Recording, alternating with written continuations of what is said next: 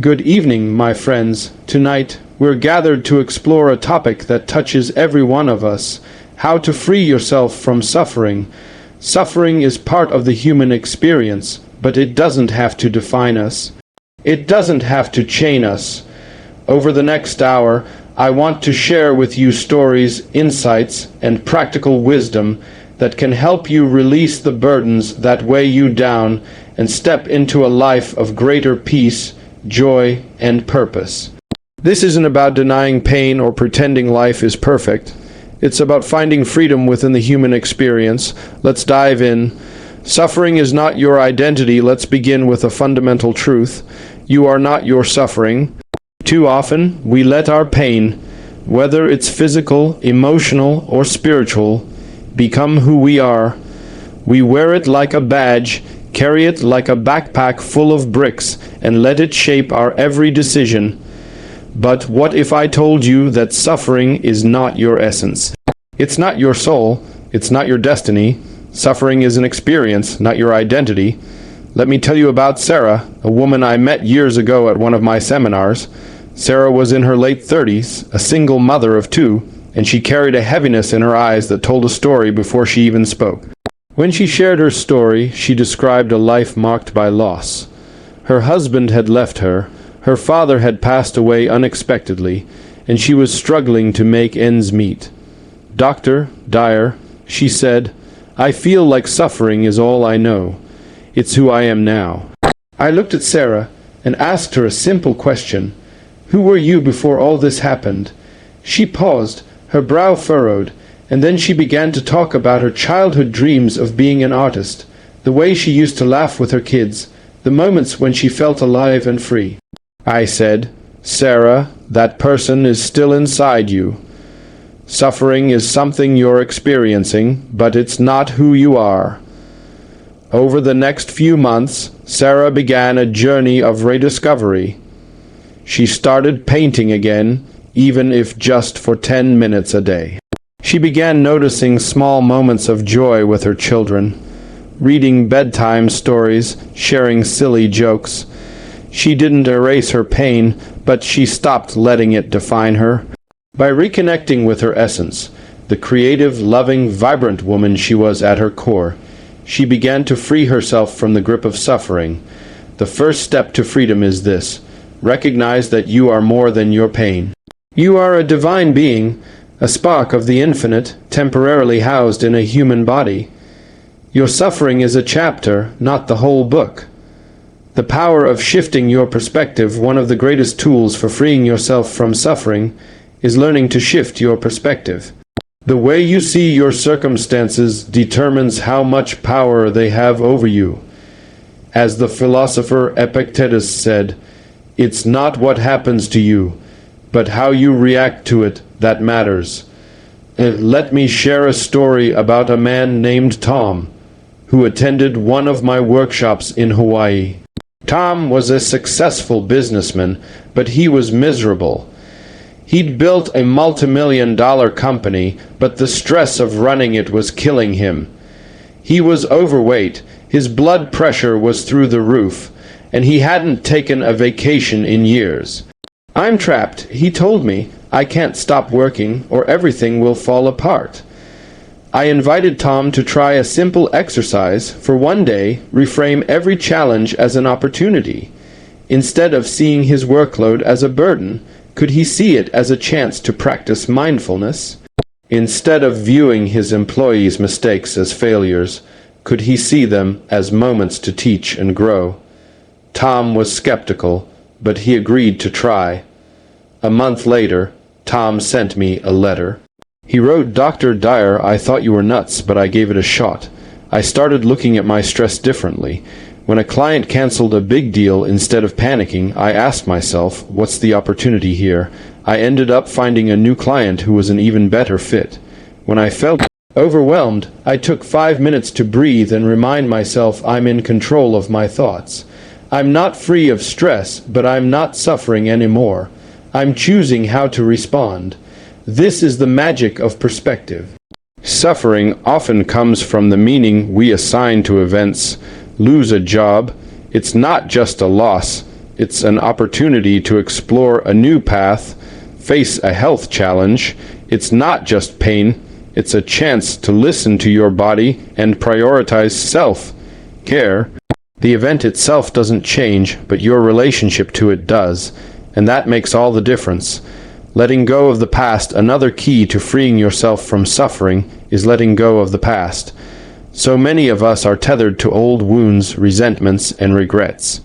We replay them in our minds like a broken record, keeping the pain alive. But here's the truth. The past only exists in your thoughts. The moment you stop giving it energy, it loses its power over you. I once met a woman named Maria, who carried a heavy burden of resentment toward her mother. Maria's mother had been critical and emotionally distant throughout her childhood, and even as an adult, Maria couldn't shake the anger. Every time I think of her, I feel like a wounded child again. She told me, how can I move on when she hurt me so deeply? I shared with Maria a concept from the Taoist philosophy of Lao Tzu. If you are depressed, you are living in the past. If you are anxious, you are living in the future. If you are at peace, you are living in the present.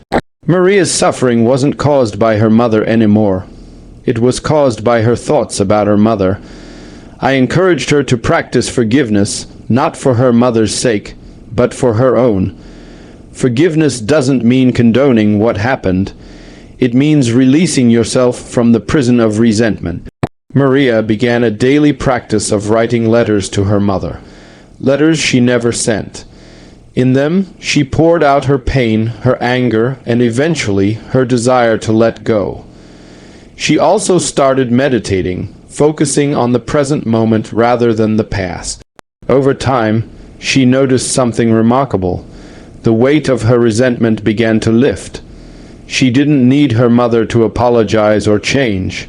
By choosing to release the past, Maria freed herself. Ask yourself, what story from your past are you holding on to? What grudge, regret, or memory is keeping you stuck? Write it down, talk it out, or meditate on it, but don't let it own you. The moment you let go, you create space for peace. The role of self, love at the heart of freeing yourself from suffering, is self-love.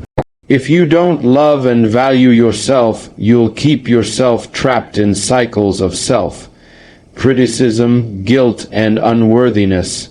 Self-love isn't about arrogance or selfishness. It's about recognizing your inherent worth and treating yourself with the same kindness you'd offer a dear friend. Let's talk about James, a young man who came to one of my talks in Chicago. James was a talented musician, but he was paralyzed by self-doubt.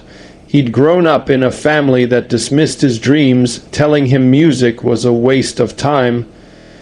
As a result, James internalized that he wasn't good enough. He'd sabotage his own opportunities, miss gigs, and beat himself up for every mistake. I'm my own worst enemy, he admitted. I asked James to try a simple practice. Every morning, look in the mirror and say, I am enough. At first, he laughed it off, saying it felt silly. But I explained that self-love starts with small, intentional acts. Over time, James began to notice a shift. By affirming his worth, he started taking risks, performing at open mics, sharing his music online. He wasn't perfect, but he stopped expecting perfection. He began to see himself as worthy of success, and that changed everything. Self-love is the antidote to suffering because it reminds you that you are whole, even in your imperfection. Try this. Write down 3 things you love about yourself. Not things you've done, but qualities that make you you. Maybe it's your curiosity, your compassion, your sense of humor. Then, make a commitment to treat yourself with kindness today. Take a walk, eat something nourishing, or simply rest. You deserve it. The healing power of purpose. Another way to free yourself from suffering is to connect with your purpose. When you're living in alignment with your deepest values and passions, suffering loses its grip. Purpose doesn't erase pain, but it gives it meaning. I'll never forget meeting Anita, a woman who had survived breast cancer. The treatment was grueling, and even after remission, she struggled with fear and depression.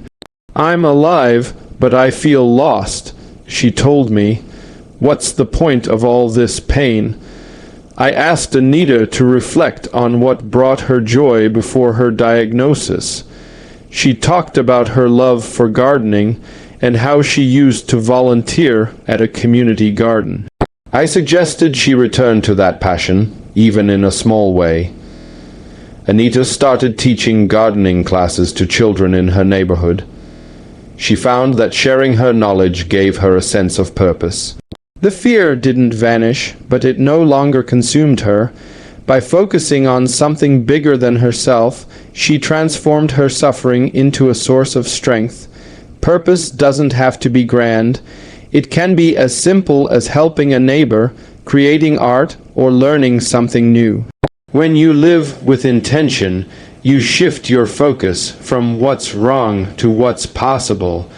Practical tools for freedom now. Let's get practical. Here are 5 tools you can use today to start freeing yourself from suffering.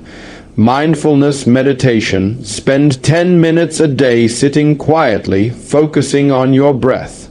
When thoughts of pain or worry arise, notice them without judgment and let them pass. This practice trains your mind to stay in the present, where suffering has less power.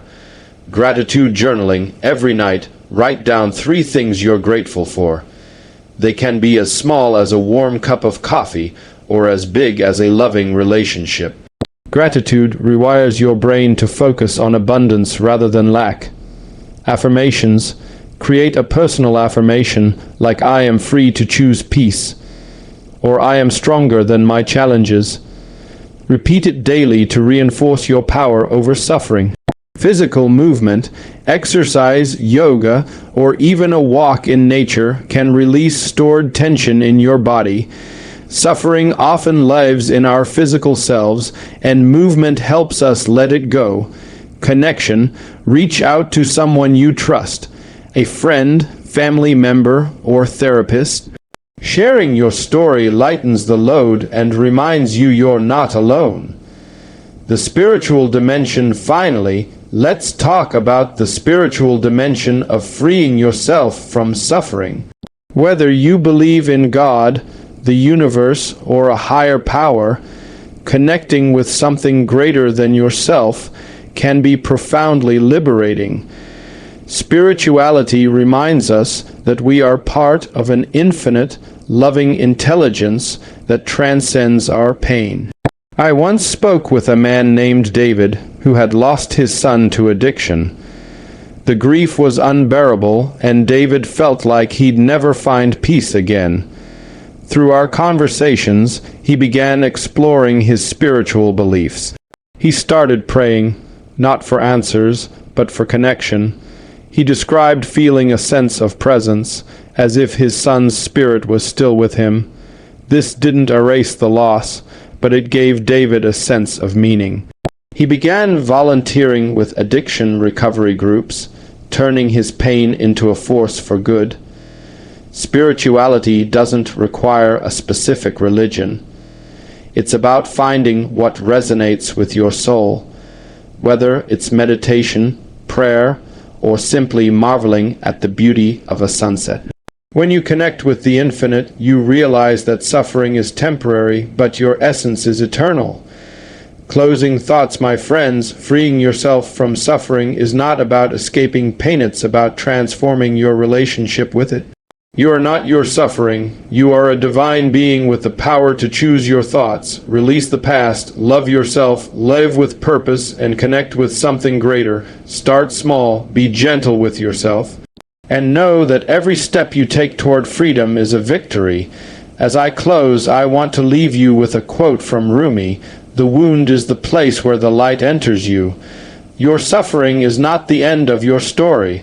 It's the doorway to your transformation. Step through it with courage, and you'll find peace on the other side. Thank you, and may you walk the path of freedom with grace.